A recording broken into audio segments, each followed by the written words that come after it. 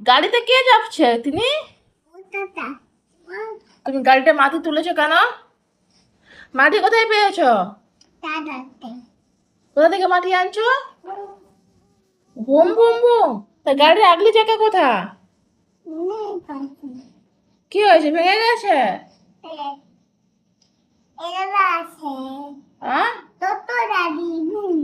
Broom.